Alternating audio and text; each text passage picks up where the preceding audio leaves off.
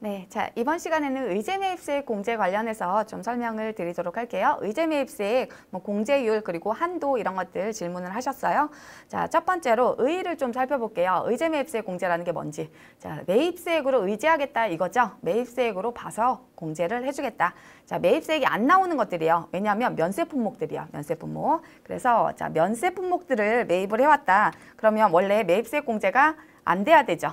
자, 면세 품목이니까. 근데 매입세액 공제를 해주겠대요. 자, 어떨 때 공제를 해주냐면요. 일단 내가 과세사업자여야 돼요. 내가 과세사업자여야 된다. 그리고 만약에 과세사업자 중에서 간이과세자이다. 규모가 좀 작은 간이과세자인 경우에는 업종도 제한이 있어요. 그래서 음식점업하고 제조업만 가능해요. 간이과세자는.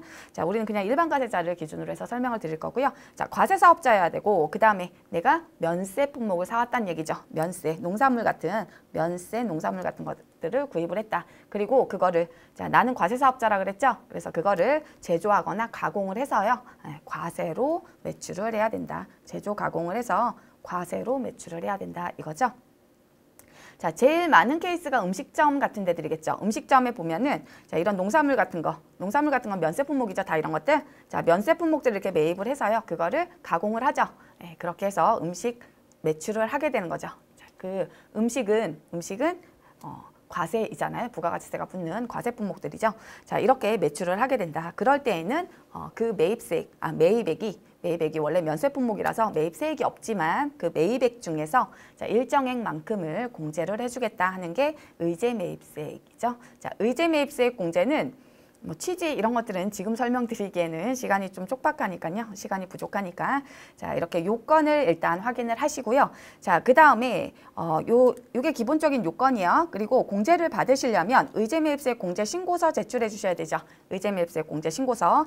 자, 의제매입세액 공제는 예정신고 때도 적용이 되고요. 확정신고 때도 적용이 돼요. 그쵸?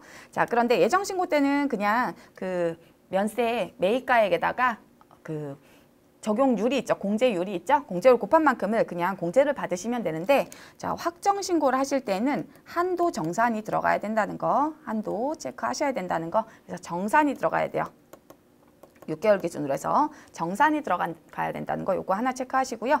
자, 그 다음에 의제매입세액 공제 신고서만 제출하면 되시는 게 아니라 뭐까지 제출하셔야 돼요? 내가 매입을 했다는 거, 그 사실을 입증하는 서류까지 제출해 주셔야 된다. 그래서 면세 품목이니까 계산서 받았겠죠? 그래서 계산서 합계표, 매입처별 계산서 합계표 이런 것들 제출해 주셔야 되고요. 그 다음에 신용카드, 체크카드, 직불카드, 현금영수증 이런 것들 받아온 거는 신용카드 등 매입에 대한 신용카드 등 수령명세서라고 있죠. 그걸 작성해서 제출을 해주셔야 된다 이거죠. 자, 이렇게 내가 사온 사실을 입증할 수 있는 서류까지도 같이 첨부해서 제출을 해주셔야 된다. 그런데 이 증명서류를 제출 안 해도 되는 케이스가 한 가지 있기는 하죠. 자, 증명서류 제출 안 해도 되고 의제매입세 공제 신고서만 얘만 제출해도 되는 케이스는 제조업이에요. 제조업. 내가 제조업이어야 되고요. 자, 그리고 그 농어민 있죠? 농어민 등으로부터 면세 농산물 이런 것들은 면세 농산물, 수산물 이런 것들을 직접 매입한 경우 그런 경우에는 이 농어민의 주민등록번호 같은 것들 있죠? 자, 그런 내역들을 기록을 하고 내가 어떤 걸 샀는지 품목 같은 거 그리고 금액이 얼마인지 자, 이런 것들을 기록해서 보관하고 있고요. 자, 그리고 그 내역을 의제매입세액 공제 신고서에만 작성을 해서 제출을 해주시면 의제매입세액 공제 적용이 되죠. 자, 이런 증명서류 받아올 수가 없잖아요. 농어민한테 직접. 자, 그래서 그럴 때에는 신고서만 넣어주시면 된다. 그래도 자, 업종에 제한은 있어요. 제조업만 가능하다는 거죠.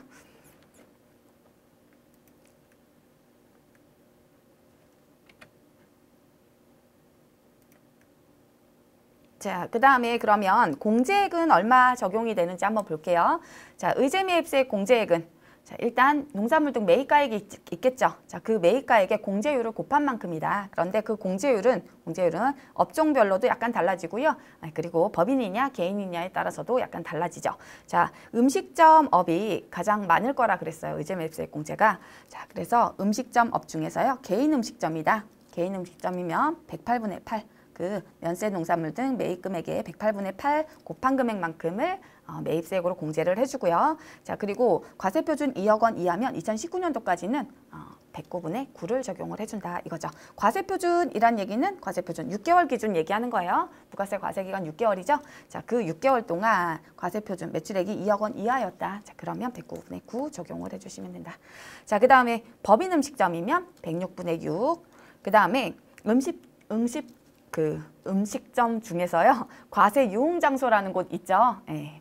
그럼 과세 유흥 장소에 해당이 된다. 그러면 104분의 4. 그 다음에 제조업 중에서 개인 그리고 법인은 중소기업만 가능하죠. 법인 중소기업이다. 자, 그럴 때에는 104분의 4가 적용이 되고요. 그 외에는 기본은 102분의 2예요. 적용 공제율이 102분의 2이다.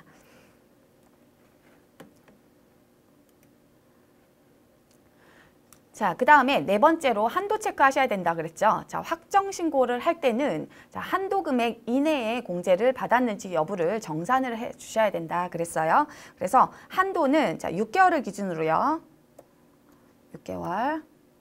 자, 과세표준 우리 과세기간 6개월이라 했죠. 자, 6개월을 기준으로 개인 사업자인 경우에는 자, 요게 그 과세표준이 과세표준 금액별로 해서 자, 50% 또는 자, 40% 이렇게 공제가 돼요. 그러니까 과세표준의 50%가 공제 그 면세 농산물 중에서 매입한 면세 농산물 중에서 공제받을 수 있는 금액으로 반영이 된다는 얘기요. 자, 그 금액에다가 곱하기 그 공제율 있었죠? 공제율을 곱한 만큼이 의제매입세 공제로 적용이 된다는 얘기고요. 자, 음식점인 경우에는 약간 더 해주죠? 네, 약간 더 해준다. 이걸 뭐 외우시거나 하실 필요는 없죠. 그냥 체크만 하실 수 있으면 돼요.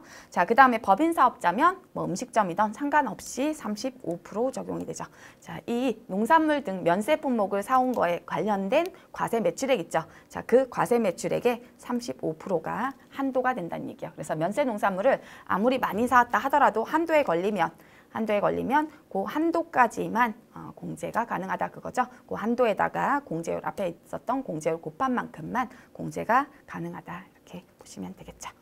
자, 그래서 의제매입세의 공제에 관련해서 의제매입세 공제 세액은 얼마나 되고 그리고 뭐 한도는 어떻게 체크를 하시면 되는지 그런 내용들 설명을 드렸어요. 네, 여기서 마치는 걸로 할게요. 고생하셨습니다.